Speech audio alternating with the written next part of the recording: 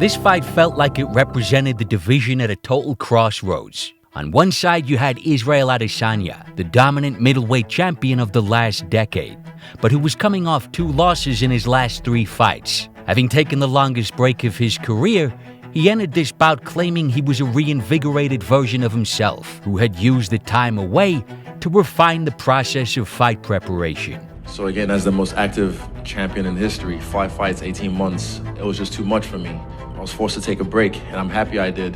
And by the time I step back in there with Dricus, it'll be almost a year. A lot's happened in a year. I forged myself into a weapon for this one. I've definitely evolved, taking my time to heal myself, mind, body, and spirit. Yeah, I'm living like a fucking athlete, like a proper athlete, and it's nice. For Adesanya, a victory here was crucial, not only to reclaim his belt, but also to avoid what might feel like the final nail in the coffin of the Adesanya era at middleweight. 3 losses in 4 title fights to 3 different fighters, and it's becoming hard to frame him as a #1 contender. For Dricus, he already has victories over middleweight legend Robert Whittaker, and he took the belt from Sean Strickland, so a win over Adesanya would mean that Dricus would go from an often disrespected champion with a style that fans feel doesn't belong at the highest level to a champion who has already beaten the 3 best fighters in the division. This would give Dricus, who is constantly doubted, a resume that is already simply beyond reproach. And he enjoys this whole dynamic of proving doubters wrong. Here he is joking around after the Whittaker victory, which really put him on the map. This was a tough one. Yeah. This was for anybody. This would be a tough one in terms of how much people discredited everything I've ever done. They didn't say that Dricus is losing this fight. I don't have a problem with that because I mean, if I was just a fan, I would have also gone for Rob because Rob doesn't lose to anybody. He hasn't for 10 years, and he doesn't get finished. Never. Yes. Rob Whittaker has not lost against anybody other than the champion. So as a betting man, I understand. I understand that I was the underdog. I understand that it was the people who discredited everything that I've done and who didn't say Dricus is losing this fight. The people who went, he is such a shit fighter. He's definitely losing. And Robert Whittaker should be a heavy favorite here, and I expect him to win. Robert Whittaker is a tough guy. Whittaker is, in my opinion, a level above him at this point. He ain't going to be in a good position, I'll tell you that. Whittaker will catch him in the first round. Because I'm obviously looking past Dricus to Plessis, who is a dead man walking, all right? Let's just get this out of the way. He's going to get destroyed by Robert Whittaker. The only thing he's better at than Whittaker is fighting like a drunk fool. So I think Robert's going to be that much better. Like it's funny because I promise you guys I'm gonna win. Yeah. I'm really gonna. I know I'm gonna win. I'm pretty confident in myself. I'm like, I know I'm gonna win. Is that why you also said after the fight they don't know what we know? They don't know what we know because what I've said it so many times, but I think now people are gonna start saying, okay, let's look into this style because now I started seeing breakdowns after the fight. People say, oh, look at how amazing he does this and this. And I'm like, just before this fight, people were like, this is the bullshit. Now, if you see him breathing here heavily, it's because of a method he uses to set up the left hand. Yes, exactly. So you also had the emotionally charged rivalry surrounding the issue of Africa. I won't go into that again, but that raised the stakes beyond a run-of-the-mill title defense. So there was a lot going on here. Bro, shut the fuck up. You don't even know anything about my story. You have no idea who the fuck I am. I don't care about your story. I don't care about your story. Listen. Dricus operates under the belief that nobody is the champ when the bell rings. You mentioned my first successful title defense and people go, yeah, you're not a champion until you defend that belt. That's bullshit. You're champion when you win that belt. But I wasn't a champion walking out there tonight. Before I walk out there, they take the belt off me. The winner of this fight is the champion. So nobody's a champion when that first bell goes. I went out there tonight to fight for the world title and I became champion tonight. And you can see that in the fight.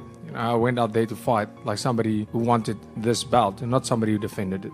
This mentality, if he can maintain it, should guard against complacency ever creeping in. And that mentality has, to this point, translated into a style that always attempts to win fights in a clear and emphatic manner. You know, this whole style that we have, people would like to ask, what is that style exactly? It's such an MMA-based style that ready to attack you from everywhere. We're always ready. We can do it, shoot for a takedown. Yeah. We can always strike. Yeah. That's what it's about. Always being in a position where you can strike, land a strike, and that's what my style is. That's why I have the most significant strikes landed per minute in the history of the middleweight division. That is an amazing stat to see. I'm like, I had to like, to be like, did you hear about that? I only saw it when I rewatched the fight at home, but that is because we are in a position to strike and land and attack at any given moment in the fight, whether we're grappling, wrestling, or striking. So every 9 seconds you're eating a significant strike. Proper, not even a setup strike. No, like a significant one. Yeah, that's awesome. This intense sense of urgency is the hallmark of du Plessis' style. When Eric Nixick was discussing Strickland's loss to Dricus, he felt they had lost the battle for optics. You know, and that's what kills me the most, man, is like those close fights. I talked to John. Those close fights hurt me the most because that means we left some crumbs behind. We didn't win the optic battle. We didn't do little things that we could have done, I think, to sway the judges. And that falls on me as a coach, man. And that's a tough pill to swallow at times. Because it's a title, man. You know, it's a world title, and I know how hard those are to come by. And Dricus' resilience and tenacity was again decisive against Israel. Even after he appeared at one point to be fading, he just would not be denied. He continued trying to decapitate Izzy on the feet. And when the fight hit the mat in the fourth, Dricus promptly tapped the fuck out of his ass. Another victory that baffled fans, who joked that Dricus is both the best and worst fighter in the middleweight division. Best, worst fighter in the UFC? In the house. Dricus often does things that look wild, are sloppy. He breaks the rules. He often appears to leave massive lunging openings for his opponents. Many feel his style simply should not work at the highest level. Yet time and time again, du Plessis has silenced his critics, and he has now done so over the guy. Adesanya had, according to many, the perfect cerebral, laser-sharp, high-level counter-striking that would make Dricus look like a fool. He was about to get open up like a can of tuna. I think we have vintage Izzy. I think he lights him up like a fucking South African Christmas tree. This is how Izzy's career is gonna go. Timestamp this, Jake, because I'm going to post this in 2 years. This is how it's going to go, mark my words. He's going to beat Dricus. He's going to outclass him on Saturday. He's going to beat the shit out of him. It's going to be the old vintage Izzy. By old, I mean a year ago. He's going to beat the shit out of him because he's had rest. He's no longer the hunted. He's the hunter. He's going to beat Dricus. Then he's going to fight Sean Strickland. He's going to beat Sean Strickland. And then you're going to get Alex versus Izzy at 205. It's his last fight ever. And his wins over Dricus and Sean Strickland, I think there's an argument now, makes him the greatest middleweight of all time. That's how his story ends. And then he goes over to Hollywood or does whatever the hell he wants to do, still does YouTube. That's how this story ends.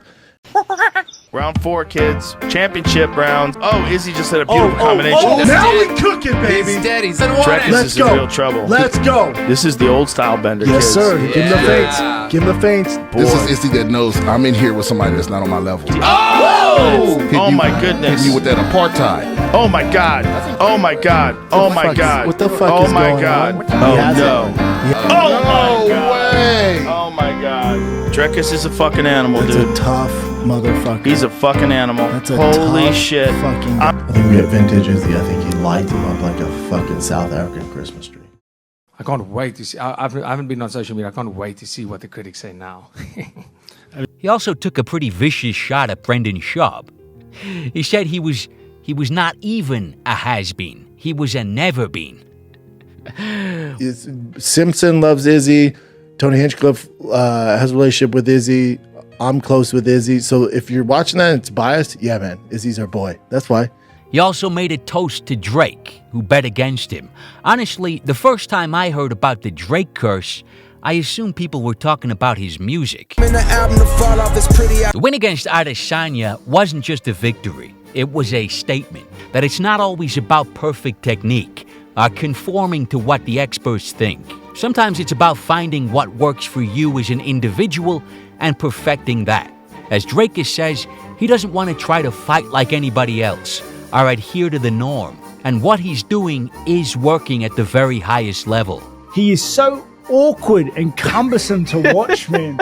But he gets it done. He makes it work. Like, mate, like he runs at you, throwing punches like you stole something from him. right? And man, like, it works. He would fit perfectly in a pub anywhere in Sydney. But to me, what really sets Dricus apart is that he's got a clear champion's mentality. I think his self-belief and confidence are palpable outside the cage.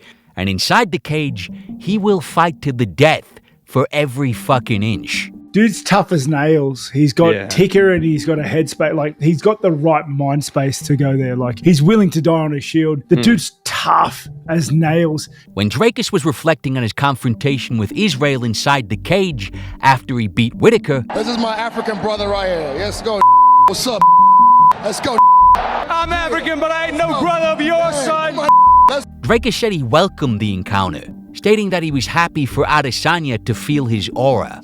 If you could have done it again, would you want him to enter the cage? Yes, because I said it before, and I hope he gets in that cage because you'll feel my energy when I'm in that cage. You know, there's only one time you see your opponent in a cage, and that's when you fight him. Yeah. Now I've seen him before the fight. Now I've felt what he feels like in a cage, and Data's downloaded as well. My man is in trouble, and he knows it. You feel that energy. Well, that's how you especially that energy that you're feeling after you've just knocked out Robert Whitaker. Yeah. And I would say that's absolutely real. When a fighter is supremely confident, we can feel it.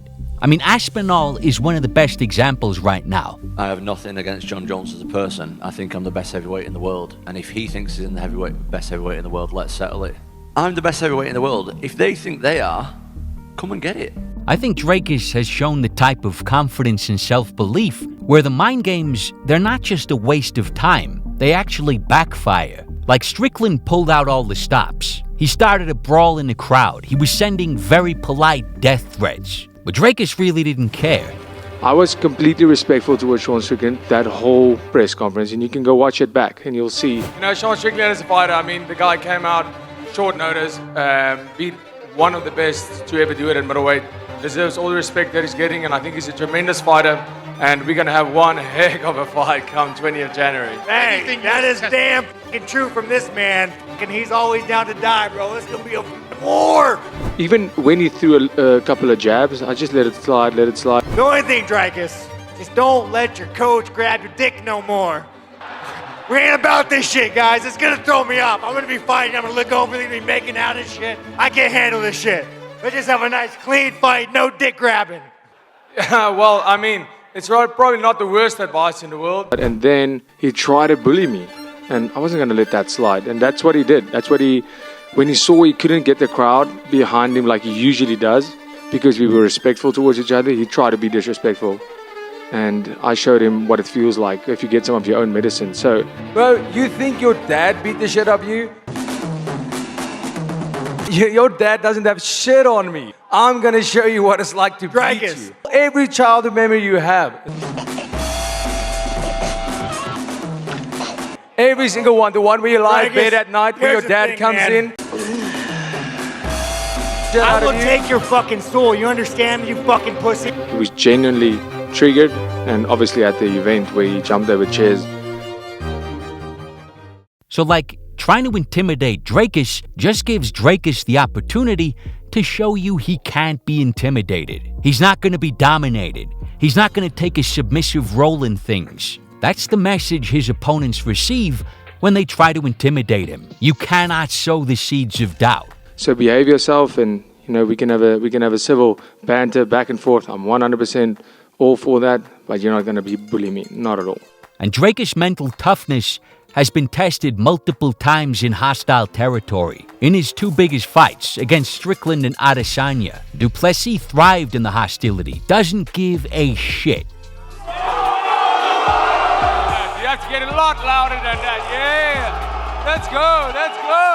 He appears to enjoy turning critics into fans by laying it all on the line and coming out on top with gutsy performances. No, I don't care about silencing the people. I need to hear the people if they're booing or cheering. I mean, you see tonight, this was the most electric crowd ever. They weren't cheering for me, but I mean, it was still amazing to be out there. It was that the crowd was insane. No, it's just been the same as any other place I went to. Canada. I told them that's what's going to happen, but they refused to listen. Did you hear the cheers after the fight? That's why I was laughing, because I knew, shame. I can't wait to hear all of you cheer. And I just thought about it this way. I'm standing there, I'm hearing all these boos, and I'm like, there's no way I've finished this guy, and this place just starts booing. So if it happens, it's going to be funny, but I know there's one guy who's going to sit next to another guy that was booing as they introduced me, and as I win the fight, the one guy's cheering, and the other guy goes, what? You were just booing, and now you're cheering, and that was funny to me, and it's amazing. It's amazing because that's what we're here to do. That's what I'm here for. I'm here for being a warrior. I'm not here to win. I'm here to win and be entertaining at the same time. In the cage, one moment really stands out. And it stood out to Israel too. You know, there was a point where Dricus was on the mat and appeared labored and exhausted. And we've seen this type of body language a million times. It's often the beginning of the end and precedes a vicious ass whooping. But Israel explains why Dricus is different. He's tough. He's stubborn. That's what it is. He's stubborn. Even if he's tired. Because I remember, which one was it? I sprawled on him. I hit him with like one of the meanest sprawls because he just shot. And I just put his face into the mat. Boom. And then I think I tried to kick his body. I told him get up, and then Mark was like, get up. He lay there like, oh, he's on the ground, and he took a breath. I was like, nah, he's done. So I tried to go for him, and even that moment, he still swung at me. I was like, fuck. So that stopped my momentum right there. So he's stubborn. Most guys won't be able to do that while they're that tired. Yeah. But in saying that, dude fights well tired. Technically, nothing changes from when he's tired to when he's not tired. He's just a little faster. The dude's there's a method to his madness. Like, I'm making light of it and making it funny, but the dude is a weapon. He's a true warrior. But he's just going to throw anyway, just because it's like, I need to just stop his momentum. So he'll throw, even if he misses, at least he just stops me in my track. So I have to reset and then come at him again. So it gives him a little breathing space for about a second or two. But yeah, I think he's just really stubborn, really, really stubborn. And what do you say about his mindset, his competitiveness? Yeah, stubborn. I think he's just he's a game-bred dude. He likes fucking muddy fights, man. He likes to make it. That's his thing. He's good at what he does. He bit down, stopped Israel in his tracks at what could have been an absolutely pivotal turning point in the fight. I thought he was in trouble here. So whatever people want to say about his unusual techniques, this is a champion's mindset. Looking gassed, yeah, sure. That's why I finished him. So his opponents aren't going to rattle him. The crowd can't shake him. And in the midst of a fight, when the momentum appears to be about to swing against him, he will fight for every fucking inch. I just think he has it mentally. The guy is a gritty, rock-solid competitor. The confidence comes from the fact that I know I'm willing to die to get it. Every time I go there, I'll pull the trigger. I pull the trigger every time I get into the octagon. And my whole career has been like that. You know, that's why I'm pretty sure I'm going to win or die trying. And I understand what you need to do to beat him. You need to be ready to leave it all there. Like, you need to be ready to die to beat him. And you could again see his confidence in the post-fight when asked about Alex. Alex Pereira posted that he wants to drop back down to middleweight. I honestly don't think Alex Pereira should drop down to 185. If he wants to, great, perfect. But then we're going to hear the excuses. I saw we saw Izzy stiff that man. I felt Izzy's punching power tonight. If that, Izzy has great timing. He's fast, he's long, and he has great combinations. But I felt the power. If Izzy stiffens you like that, you do not want to be in there with me. Especially not when you're going to come in there with the excuses, no, I cut too much weight. That's going to happen. Everybody's going to say that. So let me handle my business, you handle your business. You don't have to cut the weight so you have some sort of excuse. I'll come up after the Strickland fight, I'll come up to 205 and we'll sort it out there. So Alex is a massive guy, and he's a fucking destroyer at light heavyweight. And let's not ignore the fact that he's the owner of a terrifying highlight reel. He'd rather let Alex have the weight advantage than let the fans have any excuses after the fact. That's about the most confident response he could have given to the question. Alex said he might drop back down. Well, tell him there's no need, because I'm on the way up. Dricus wants to be remembered as one of the all-time greats in the sport. I think these types of grandiose goals really serve people so well. I really think if you're aiming for exceptional things, even if you fall short, you're gonna have given yourself the best chance of achieving something remarkable. No, I don't need that kind of fuel. My fuel comes from within. My passion, my desire to be great. That's the only fuel I need. I don't get fueled by any outside forces, not at all. Nothing anybody says, nothing anybody's done. That's not what fuels me. To go out there, put on a performance, like and go out there and fighting and being the best in the world and eventually being seen as one of the greatest to ever do it. That's my fuel. So I think he's wired in such a way that he will get the most out of himself. Like, this is a guy who seems like he will realize his full potential, whatever that is. I believe to be considered as the greatest to ever do the sport, I need to be considered as the greatest middleweight first. After the fight, he exemplified class and respect, as always. These are the hallmarks of his character. We wouldn't at this point expect anything else. Appreciate that. Respect. I know you said you wanted to conquer other lands and fight warriors from other lands. That's a reminder. Thank you so much, man. Until the next one. Enjoy. Respect.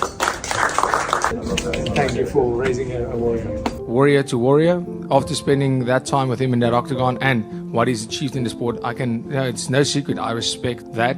And after spending the time with him in the octagon, you can't not respect that man.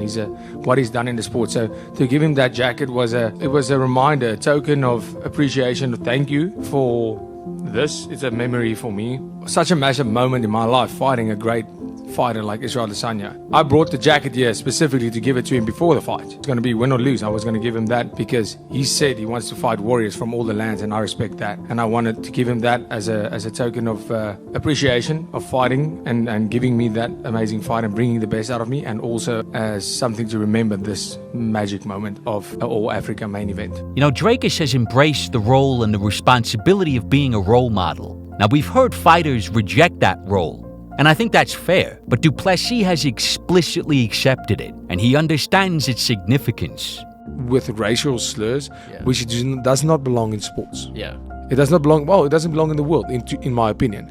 I do not want that a part of anything that I'm doing. This sport is so amazing, and it's given so many people so much things, and bringing race, color, with racial slurs, all of that stuff into it immediately made me like, I don't want to be a part of this. And that's why I just walked away. Because I'm not going to engage in that, because that is not the example I want to set for people. That is not what my message to anybody in the world is. People that are looking up to me sees that too. Yes, of course. The people that I try to influence see that too, and I don't want to be any part of that. And again, after this fight, he wanted to champion a message of hope and inspiration against the odds for people who might feel there are massive obstacles in play in their lives. It's massive. It's massive. I mean, just after becoming champion, how massive the sport just grew. It's incredible. It just creates so much hope. Not even in MMA. I'm talking about in rugby. I'm talking about football. I'm talking about anything. It doesn't really matter, because you're sitting in a situation where you're like, I'm from South Africa. How am I gonna make it to Hollywood? Well, this is how you make it to Hollywood. This is my Hollywood. Making it to the UFC is my Hollywood. Right now, this is one of the masterpieces. So it is possible for us. It is possible, and that's what it creates. It is possible to go out there and do great things, even though the struggle is a bit worse, even though you have to do a little bit more. God gives his strongest warriors the biggest burdens because they can carry it, and that's 100% what I believe. To me, he's kind of George St. Pierre-esque. George might be the greatest of all time. He's certainly in the debate, but in terms of a champion who was a good role model and carried himself with a lot of dignity and class, I'll always see him as the ideal in that sense. And I think Dricus has shades of that. I mean, he is happier to get his hands dirty. Like, he will engage in trash talk, sometimes vicious. Your dad doesn't have shit on me. But he's a reactive trash talker, and overall always carries himself with class at the critical moments. If you can't see what Israel has done in the sport and appreciate that as a warrior, you're an idiot. The man has done great things in the sport. Sport brings people together, unites people. South Africa, the great father Nelson Mandela, that was his biggest thing. He says, sport unites people in a way that politics can never, ever, ever do. And that is a fact.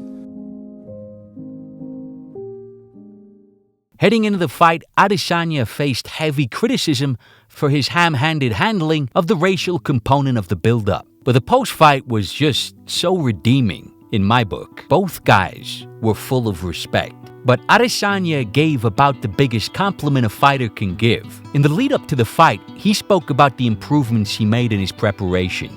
He was clear he was coming in the best shape he'd ever been in, and he absolutely looked it. After the fight, Israel didn't waver in his assessment of his preparation. he reiterated that his camp had been outstanding. He had been in amazing shape. He felt great in the cage. No ring rust, no issues. The man made no excuses. And so he accepted that Dricus had beaten the best version of him, which is the best compliment a fighter can give in a loss. But I felt great because I also got stronger. Even when I checked my weight today, I'm heavier than I normally am by 3 kgs. And I felt strong, bro. And the momentum was there. And I felt like I was winning the fight. Tough dude, strong spirit. Just not my night tonight. The better man won tonight in there. But I felt comfortable.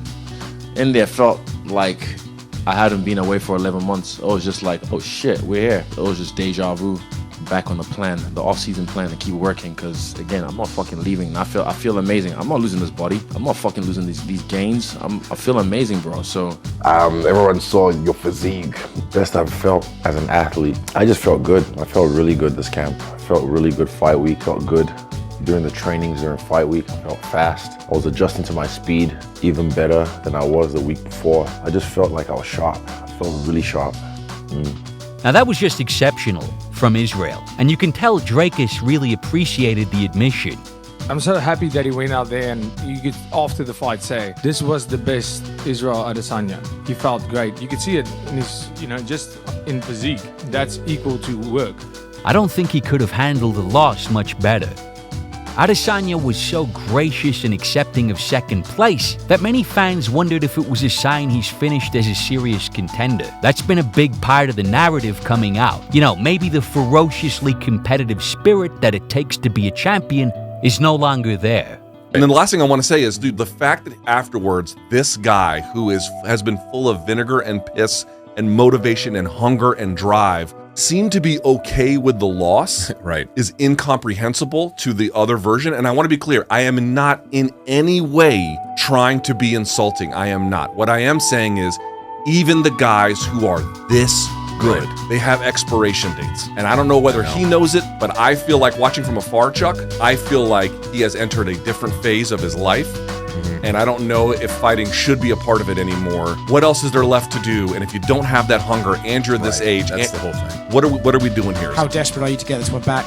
I'm not really desperate to get it back. I haven't, he gave me a lot of respect in there, and I gave him his respect back. I already knew he was a fan of me. Now I'm a fan of his, because we've been in there, we've done it. But I said, look, we can hang out, but just so you know, when we have to fight again, I'm going to kill you. He's like, I'm going to kill you too. I'm more happy with this fight than my last fight, because again, I performed. We've been listening to him talking about Player One and visualization and manifesting his destiny for as long as he's been in the UFC. So to hear him making light of that immediately after the fight was kind of surprising. It was an interesting moment of self-deprecation for a fighter who often takes himself and his mindset extremely seriously. Izzy, you have fought 12 straight title fights. What's next for the style bender? I didn't think this far.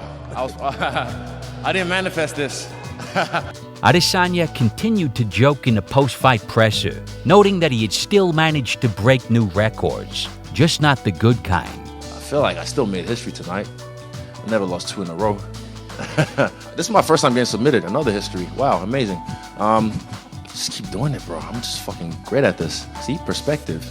Silver lining. But yeah, But his acceptance does seem to suggest that he is comfortable with his legacy, and he's not going to struggle with questions of meaning or identity without the belt, which is something Israel has always maintained he'd be able to do. He's discussed this idea often over the years. Here he is after losing his belt to Alex. There's more to life than fighting. I know who I am, and I'm a champ without the belt. It's just a fancy tiara. I've said that from the jump. I'm not attached to it to the sense that it's my identity, that this is all I am. I know who I am without the belt.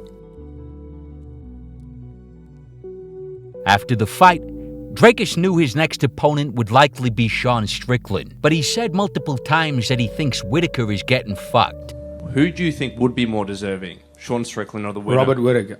Zero hesitation there. There we go. Thank you for that. Robert Whittaker deserves the shot. I think he's being done over. Sean Strickland's only saving grace here is the fact that he won a decision.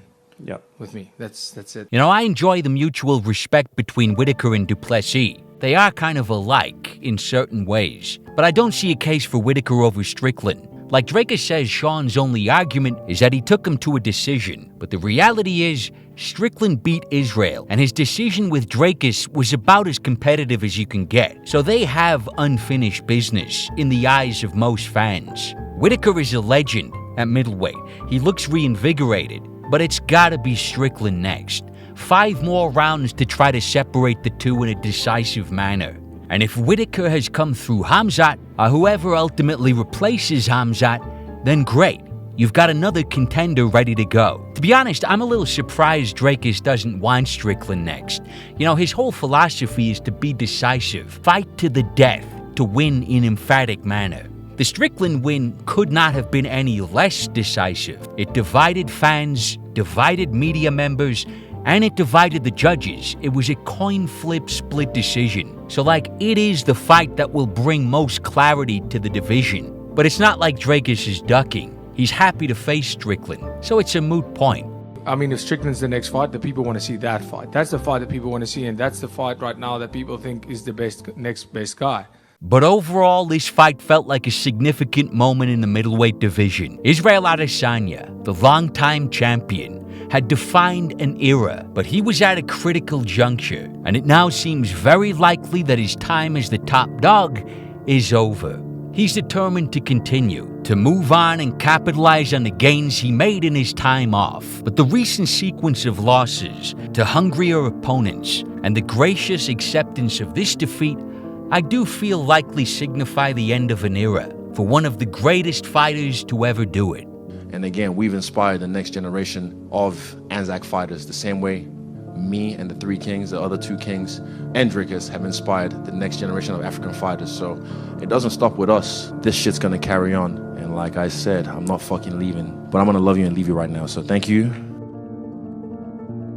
For du Plessis, he is well on his way to establishing a new era.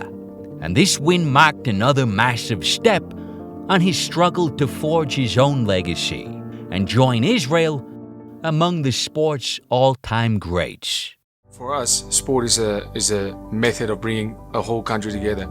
You know, a lot of the world will preach divide. A lot of people will say, yes, there's so much divide in South Africa.